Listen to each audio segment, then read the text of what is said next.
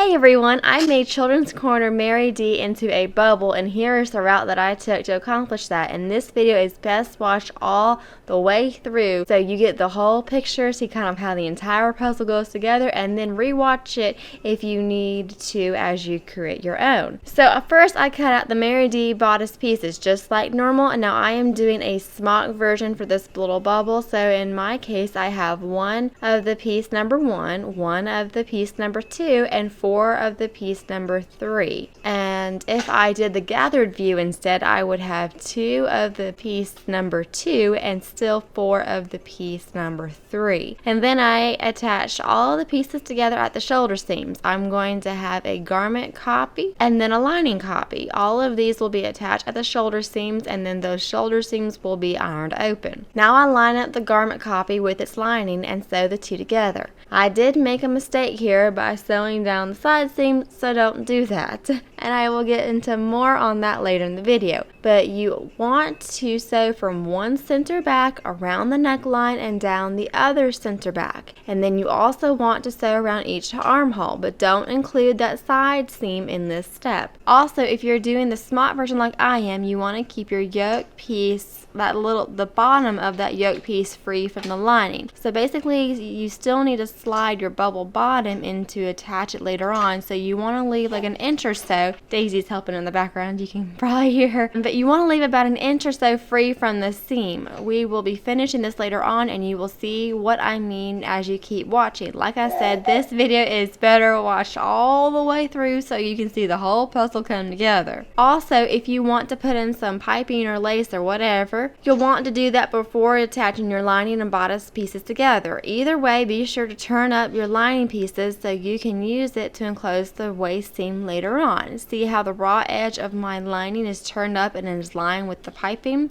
kind of just all in line with the seam allowance, or where that future seam will go. I hope all this is making sense. So now you're going to trim up the corners, clip the curves, same old, same old. And then I pulled the back through that shoulder seam to turn the bodice right sides out. My fabric is a little bit on the thicker side. I'm using some waffle piqué, so it's not the easiest thing to pull through, but even so, just taking a little bit of a time and eventually it works itself out, which is kind of like my motto for life.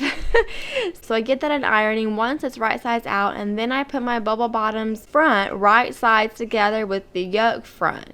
This is what I was talking about earlier. I left about an inch free on each side, so I'm able to do this step. I just still have access to putting that seam in. You see what I'm trying to say? I sewed the two together with a 1/2 inch seam allowance, and I already attached the piping to my smocked bubble bottom, so my pleats are already secure here. If you are curious, I attached the piping using some freezer paper. It is my favorite method, and I have a video that is linked down below that goes over that. Alright, before you can attach your bubble bottoms to the assembly, you need to even up the side seams. And I didn't do this, I just kind of got carried away. I was excited with, it was actually working out. So I had to unpick my side seam, but you can see here how things aren't lining up. So I unpicked my side seams, and then I pinned the side seam in place, starting from the bottom of that side seam, working my way up.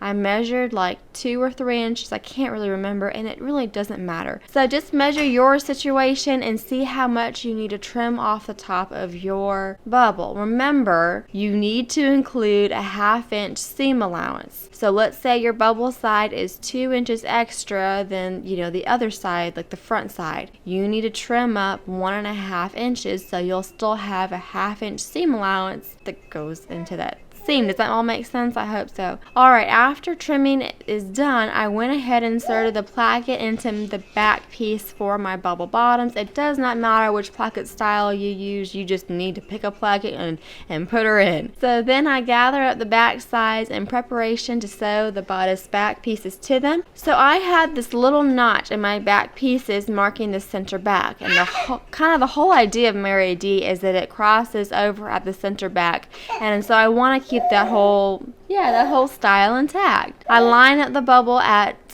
the placket at this notch, and then I just adjust the gathers accordingly to that side seam. And I sew this down, and I repeat this for both sides. So there are two ways you can sew this to the bubble. You can do the traditional, yeah, it's exciting.